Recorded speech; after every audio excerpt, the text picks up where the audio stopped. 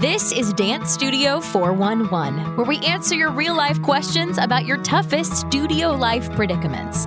Parent problems, teacher turnover, student challenges, policy dilemmas, and so much more. Let's talk about what's keeping you awake at night and what you can do about it. Here are your hosts, Suzanne Blake Gerety and Jill Tyrone. Welcome to this episode of the Dance Studio 411 podcast. I'm Jill Tyrone, and today we're talking about dancing with change, how to make meaningful changes in your dance studio business with courage and confidence. I'm joined with Suzanne Blake Gerety, and just to give you a little bit of background about her, she was born into the dance studio life and brings the perspective of an educator, mom, and businesswoman to the team she leads and the customer-focused approach she delivers at Revolution. Since starting online in 2008 with the launch of Dance Studio Owner, she has reached over 10,000 business owners in over 30 countries to help studios start, run, and grow. Suzanne has learned through living trials, errors, and triumphs alongside her mom, Kathy Blake, who owned and directed her family's dance studio for nearly 50 years. With over 100 industry Ask the Experts advice columns in print for Dance Teacher magazine, and as a speaker and workshop presenter at major dance conferences, trade shows, and online events, Suzanne combines art, heart, and business principles in advising studios.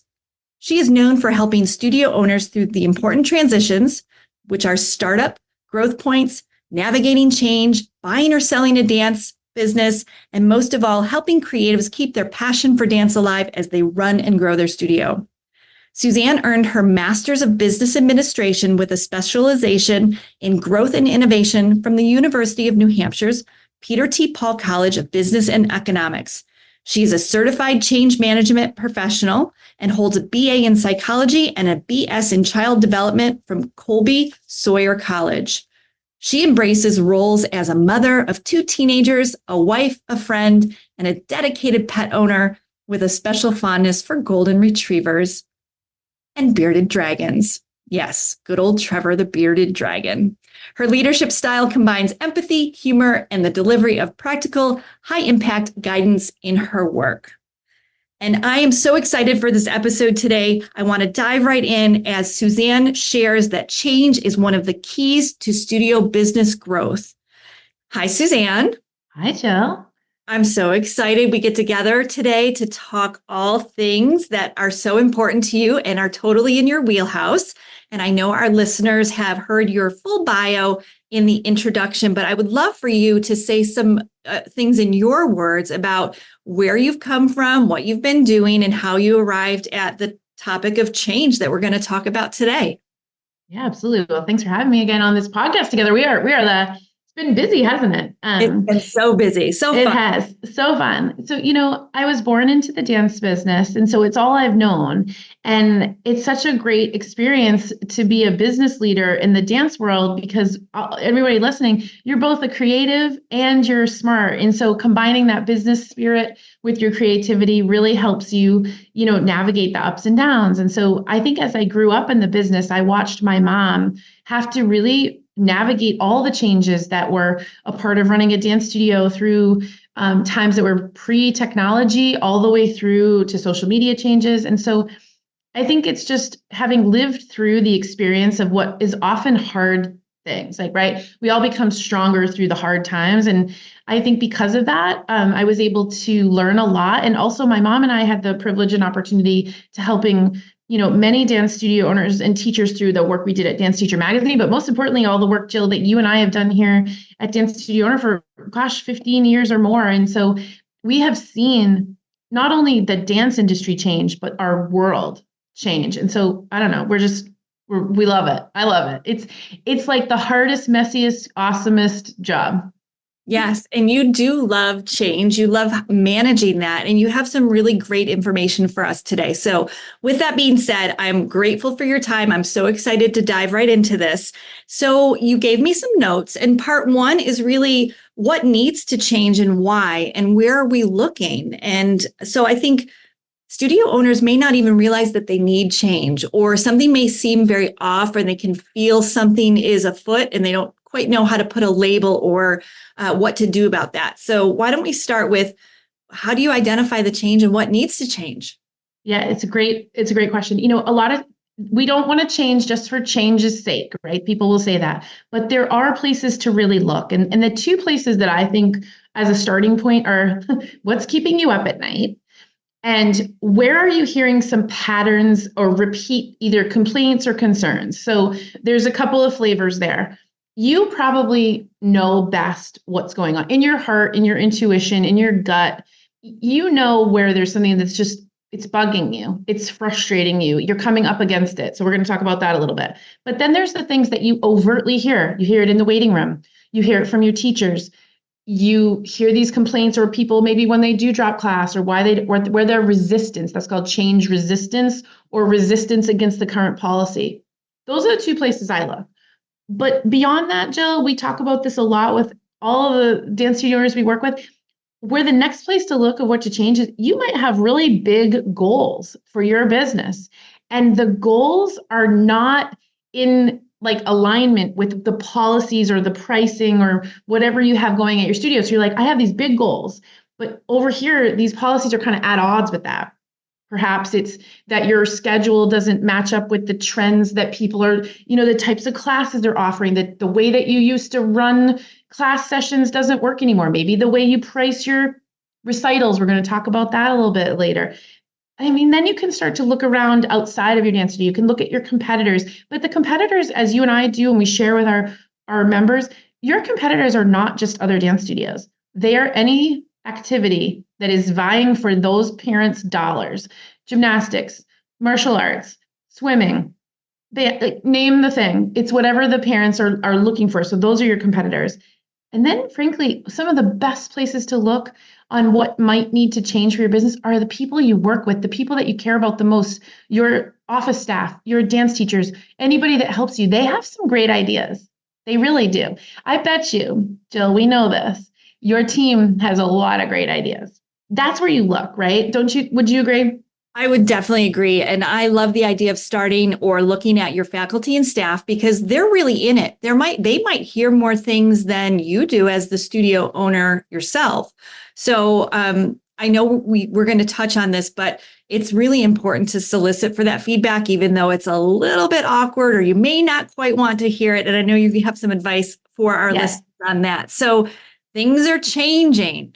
Things are changing. So now what, Suzanne? How do you approach these changes?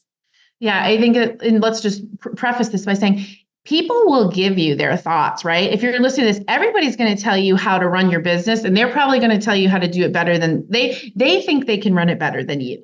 So what I want to really acknowledge as been there, this is not about listen to every complaint and feedback and make every change accounted for that. So let me repeat that. I am not under any condition suggesting that you take everybody's complaints and concerns and suddenly turn them into changes. What I'm inviting you to do is to consider a organized and thoughtful way to collect that feedback. So some of the places we talked about where you look for change are your customers. We've advocated for this for a very long time on Dance Studio. Get in the regular habit of soliciting organized feedback through some sort of a survey, whether you do it annually or twice a year. You're asking for that feedback in a constructive way. Secondly, meeting with your faculty and staff regularly and asking them, asking that you care about their thoughts, gathering that feedback, and then you could start a Word document, you could start a notes file, and just start to put it into criteria. Everybody's saying something about how we're pricing our recitals, or it seems like we're talking a lot about our attendance policy, or people don't seem to like the way we have this. Start to notice trends. And Jill, you're great about organizing feedback and things like that. I don't know if you have any other thoughts, and then we can talk about where to then dip into the process of change. But yes, like you mentioned, having that one location for them to go to provide the feedback is key. That way they're not talking to other parents in the waiting room. Well, they may still talk, but at least you're giving them the opportunity to provide feedback. And you can do that very simply through a Google form. You can even do it through any type of, if you're working with a project management software, they tend to have some sort of forms with it, but down and dirty Google Forms work really well for most everybody. I've seen a lot of different ways to collect input through Google Forms. So I know you have lots more to talk about. We're going to talk about mindset and securing support and what is really important when you start to implement these changes. And I know you also have a really great example that we talked about recently that I would love for you to share with our listeners. Yeah, absolutely. So a couple things. You listen to me, everyone, listen real closely. You are the best positioned type of person to implement effective changes at your dance studio because you run basically running rehearsals and running shows is actually the framework for implementing a natural change in your business. So once you've identified, there's one or two things here that we really need to change. And you want to look at it. A lot of times it'll be about pricing. It'll make an impact, a positive difference in your business, or it's about a policy. It's always about a policy. Those two things will make such a positive difference. You're going to say, okay, we would rehearse this. We're going to get ready for it. We have trainings on this at dancestudioowner.com and all the things, but you're basically running it like the way you're going to rehearse. Get everybody ready, get everyone excited. You're going to run it. You're going to implement that change, and then you're going to get ready for some continued excitement around it. So as an example, a very close studio owner friend of mine had to make a change in their costume pricing after 20 something years using the same recital venue. So this is a combination of recital fee, costume fees, and venue change. Lots of things changing all at once, which I want to make a note about this. Too much change all at once can cause what they call change fatigue. It can make people exhausted. I want to caution you to make one big change at a time with maybe like a secondary minor change together. So this studio owner came to me completely freaked out. We have to change the pricing. And I said, well, it's good timing for you to change your costume pricing because you're also made a venue change. It's tied together like costumes and performance. They mindfully thought this through. They did research for like 6 months on what to price, they were incorporating the media fee up into their costumes. They were dropping the old model of a videographer, all the things that we know are changing around us. And I said, okay, you did the math. You're not just arbitrarily, what are you doing? You're empowered. You have the numbers. You ran the data. You know what you have to have for a margin on those costumes. You know how many kids are in your show. You're going to joyfully announce this change because the change is actually a benefit to these parents and the dancers and the whole experience. I want to remind you, enthusiasm and excitement and positive language go a long way. We're not apologizing for making changes. We're not like, ooh, I'm sorry. Nope. Hey, everyone, we're so excited about this incredible opportunity to have our students shine on stage at a very professional lit theater. And with the changes in technology, we can now include this media fee upon our costumes. And isn't this a bonus? And yes, there's a fee and nothing. Well, sure enough, they rolled it out. They were prepared.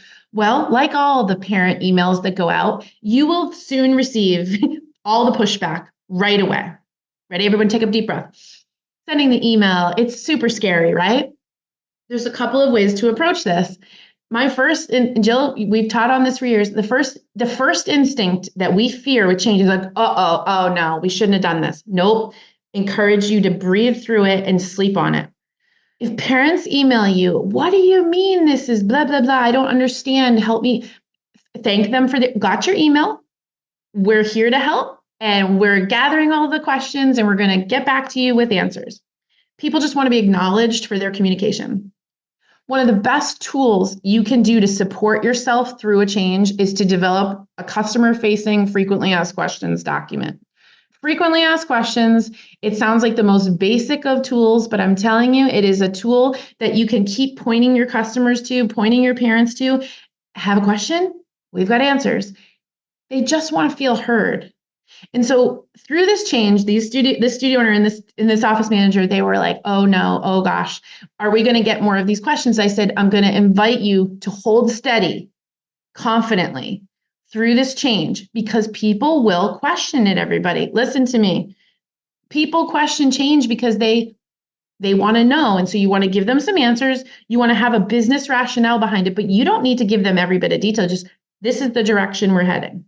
Okay. So once you've built your frequently asked questions, and then you follow up with those people and say, hey, we've had so much excitement about our new costume program for our show. We just wanted to provide you with a little bit more information to help you as you get ready for a great recital season. Can I tell you something? They wrote me back a week later. I checked in with them. I said, how's it going?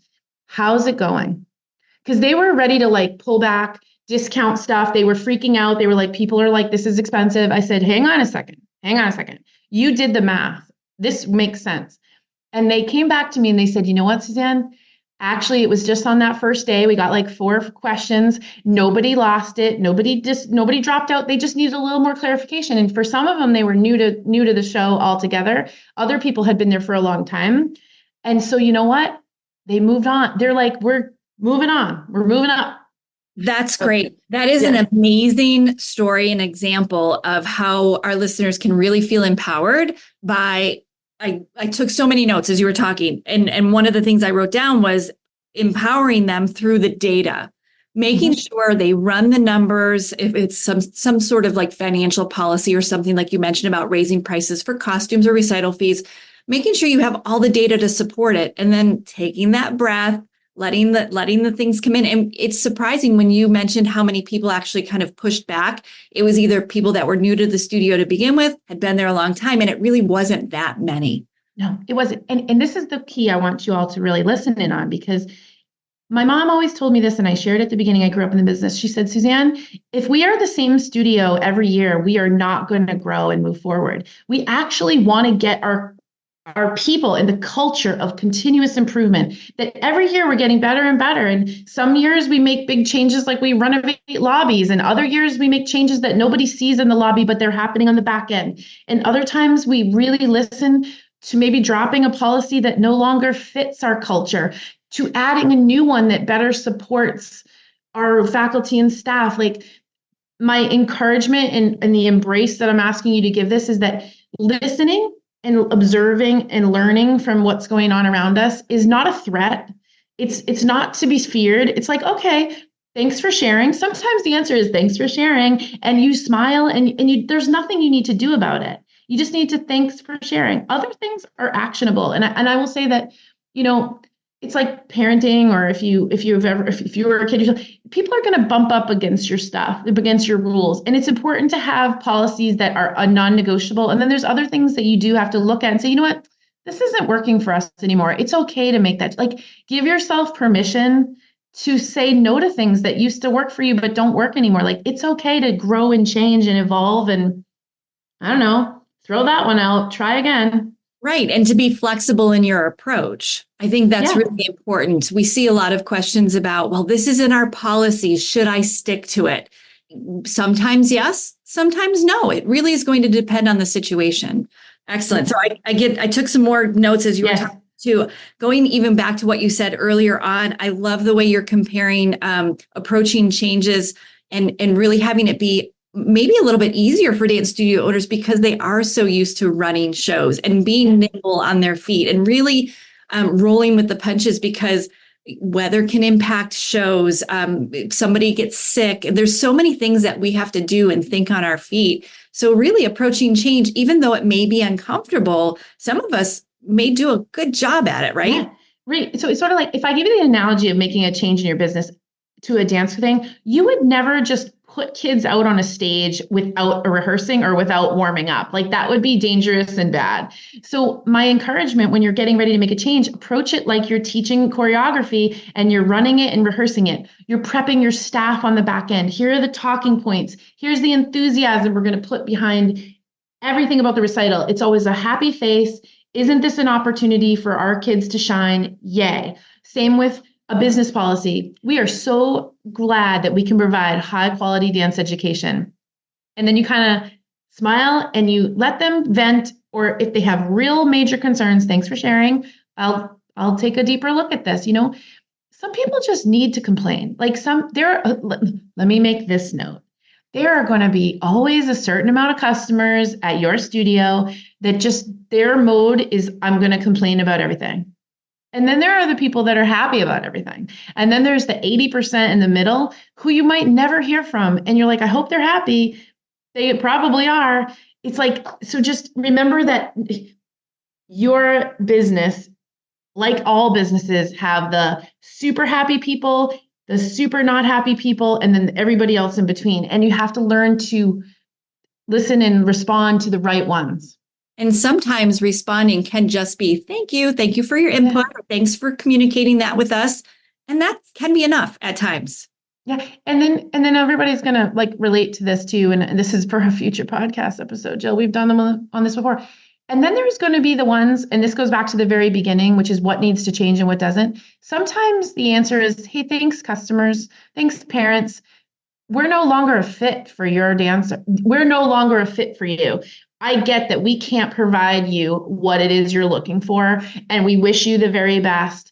And may you have all the success in your future endeavors. We will always cheer for your kid, but thanks for the memories. Off you go. It's okay to outgrow a customer or let a customer outgrow you because it doesn't align. And I think that again, if I were to leave everyone with this mindset, running a dance studio, half the time it is your mindset.